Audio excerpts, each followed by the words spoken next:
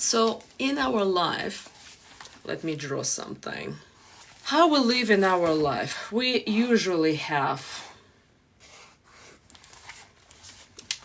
if you can see, either I want something or I don't want something. I want my husband to make money, I want him to get a better job, or I want to find a girlfriend, or I want to make more money, I want to buy a house, or I don't want to live in my country, I don't want my boyfriend to fight with me, I don't want my girlfriend to go to work, or I don't want her to have a lot of girlfriends. We constantly divide things, or I want things, or I don't want things. I am against feminism, I am against the war in Ukraine, I am against the war in Israel, I am for peace, I am for women to staying home, or whatever that you're for. But consider, my friends, when we have a mindset of something, this is, let's say, no, I don't want this, and this is plus, I want this. So this is you don't want thing, and this is you want thing. It has a same connotation and the same energy. And this is a little bit of complex spiritual knowledge, because sometimes you see people who are really, really fighting. We have to end the feminism. We have to end the feminism because women lost their mind. Or we see people who are for, let's say, for war. We have to go to war in order to defend our country. The same energy that people are going for war to defend their country, the same energy people are going with the energy when they go against something, against the feminism, against the war, against something else, against the COVID, against the vaccine. It's the same energy, my friends. And so the only way we can find the harmony and balance within ourselves is to actually disconnect from it all. Against the war and for the war, against vaccines and the for vaccines. The only way you can find your peace and balance and harmony when you're actually going to start disconnecting. There's no bad that people want vaccines. There's nothing wrong that people want no vaccines. Some people want war. Some people don't want war. Some people want to be married. Some people want to stay single. It's the same energy. And if we again want to find our own balance, we are accepting it all. Because this plus and minus actually goes. We're gonna draw the face.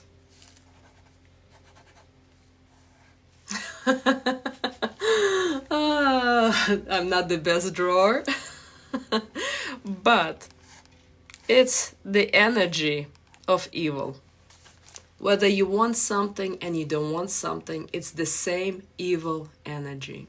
And when you're accepting it all, that some people want war, they want COVID, and some people don't want vaccines, and then they just want peace. It's the same energy unless you're accepting it. And then these horns disappear and we have a crown. The crown of Creator. And when we have a crown, Creator accepts us all. Whether you have a good, the bad, with all your good and your negative and your positive qualities and your energy.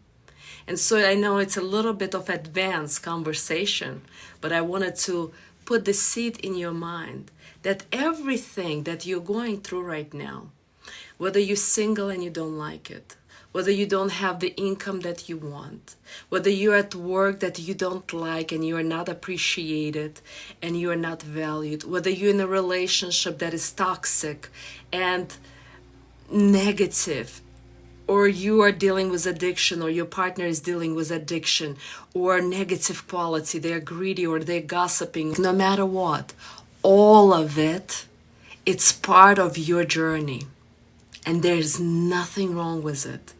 The moment you surrender to what is happening, the moment you start to elevate and you start to grow. Nothing in life is bad. It's all part of your journey.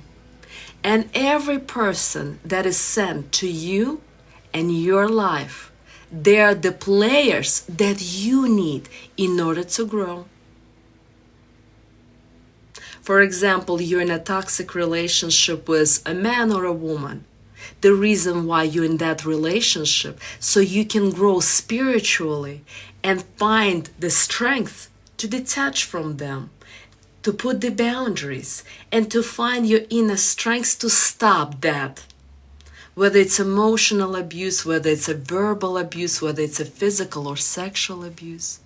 So all of it is sent to you for you to grow. But we tend to complain, we tend to become a victim. Why is this happening to us? And there's nothing wrong and there's nothing bad. We just gotta surrender to what's happening. And once we're surrendering to that darkness, to that pain, we find the strength to start coming out of it. And when we're coming out of it, that's when we feel, wow, this is why I got this painful exam and test in life through my husband, through my daughter, or through my mother, or through my boss, or through my friend, or through my colleague, or through my country. I recently met a lady who lives in Dubai. She is originally from Ukraine. She cannot breathe there. She constantly has panic attacks and migraine headaches. Her body's communicating. It's time to move on. But she's so attached to the income and her job that is really well, so she's holding on. And what's costing her is her health. And then I meet another lady who is miserable in her relationship, but she feels like she cannot leave her man because he's helping her financially. Even though he doesn't want to commit, he doesn't want to do anything with her kids, but she's sticking around for $500 a month because he's helping her. But the cost is she's depressed, anxious, and miserable. So do you see, all we get, no matter good or bad, is for us to learn, accept, and grow. So while I'm sharing this, I'm wondering if you have any questions with regards to what I'm sharing, or maybe you have your own questions with regards to your relationship, to what are you dealing with, what are you going through in life, in your relationship with your significant other, or maybe because you're dating, or something going on with your ex, kids, parents. No matter what it is, I would love for us to have this deep, meaningful conversation while we're here. So thank you again for your hearts. I appreciate it. I'm having understanding problem for dating. Can you be more specific in what are you having a problem with dating? Because dating, my friends, it's not easy. I totally get it. Especially nowadays because we have a dating apps. And on one side, it sounds so easy. You go on a dating app and you start searching, oh, I like this picture, and you start talking to someone. But in the reality, technology has a fast way to connect us, but it really also disconnects us. Because in order to really connect with someone, we need to see them face to face. Because you can be talking to someone for weeks and months, and then you go on a date and you're like, no, this is not my person, right? And so the best way I highly recommend for people to date is to actually ask your friends who are happy in their relationship or marriage to introduce you to their single friends. But again, I'm sure this is not probably the problem you're dealing, because now I'm just guessing. So please share with me, what kind of problem do you have in dating? Because if you're a man and you're trying to date a woman, obviously women are very different than men. And when you go on a date, if you want, because you guys judge women based on how they look. Because in 10 seconds, you know whether you like a girl or a woman or you don't. In 10 seconds, you flip her in 50 different positions. Isn't it true? 10 seconds in sexual positions. That's how your man brain works. For women do the same thing in 30 seconds. She judges you how smart you are. because your intelligence is telling her, will she be able to trust you during the most difficult period of time, when she will be pregnant and when she'll be delivering the baby? That is her most vulnerable time, when she might not work, and this is ideal for her not to work during the pregnancy and until the child is 5 years old. And will you be able to provide for her and the baby, to protect her, and can you be the leader making the best decisions for you, for her, and the child? And so women tend to judge a man first 30 seconds. And so if you want to look and show up as an intelligent man, rather than talking, ask her questions. Get to know her. And women love to talk. Women have a vocabulary between 5 to 10,000 words a day. Men has between 1 to 3,000 words a day. And so the best way, go on a date and start asking her questions. So, what makes you happy? What are your hobbies? What do you like to do on the weekends? What is your favorite flower? What is your favorite movie? Where would you like to go for vacation? What is your favorite theater? Who is your favorite actor? What is your favorite music? When do you like to listen to this music? What is your favorite sport? How do you stay fit? How do you stay so beautiful? What is your routines? Keep asking her questions. And this way, she will come home and say, wow, this was the smartest man I've ever gone on a date. Even though you did not even say anything about yourself. You stayed mysterious and you've been asking her questions so she can share herself. But if you talk a lot and you're not getting to know her, she'll go home and say, what a boring guy, because she will be listening to you. And if you'll make anywhere mistakes, done deal, she's not gonna go on a second date with you. So showing your intelligence, very, very important. When you come home, text her. Say how great it was to spend this 45 minutes with you or 1 hour with you on a date. Have a tendency to text her in the morning or in the evening. Call her every once in a while, at least every 2 to 3 days. You gotta put the effort to show that you are interested, that you like her. Pay for her breakfast when you meet, or lunch and dinner, for her coffee. Text her, call her, open the door, close the door. All of this are, in her mind, will be plus, plus, plus, plus.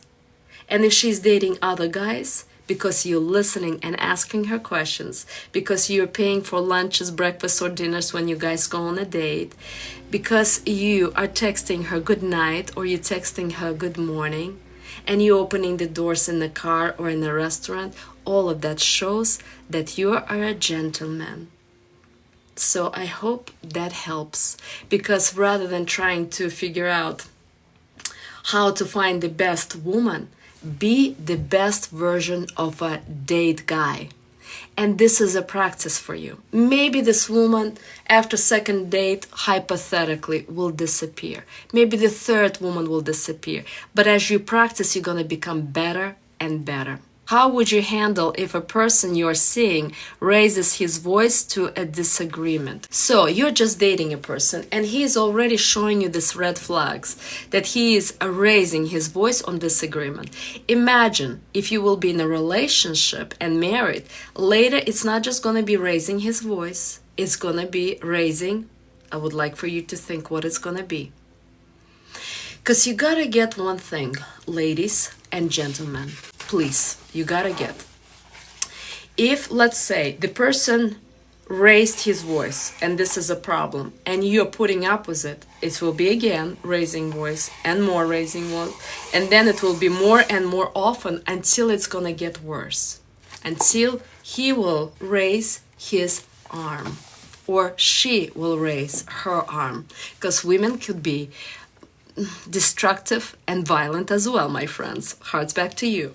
And so if you allow a man or a woman misbehave once and you're putting up with it, you're sending the message that it's okay to treat you this way, that it's okay next to you to raise voice or to curse or to smoke or to drink. I was on a retreat that I was leading. 2 people were smokers. I would walk away every time they smoke. On the second date, these 2 smokers were 50 feet away from me because I'm not the person that's gonna be breathing the smoke. If the person are drinking, but there's no alcohol allowed, but I'm saying hypothetically, if a person is drinking, I will be 100 feet away. That's why I don't go to bars, because this is not the environment where I'm gonna be, because in the environment where people smoke and drink, the cursing will happen and this and that will happen. So how you treat yourself, that's how people gonna treat you. Hearts back to you, my friends. And so it's negative behavior from other people. Are you gonna put up with it because you're afraid to be alone or single or lose this guy or this woman, and you say it's okay, this time it's gonna be fine? Then it will be the second and third and fourth. Or you'll say, you know what, I understand we're disagreeing on topic right now. I'm gonna go home because I don't raise my voice and I'm not accustomed to raising voice and this type of conversation. But I wish you a wonderful evening. It's time for me to go. And you leave and you distance. And if this person does this again and you allow this, it will happen again and again. So all I'm trying to say, my friends, you have the power to walk away from something that is not working for you. But if you allow this behavior, it will definitely happen again. Don't be afraid to walk away from something that doesn't speak or doesn't work for you. This is how you show that I respect myself. I have boundaries, that this is not gonna happen in my environment.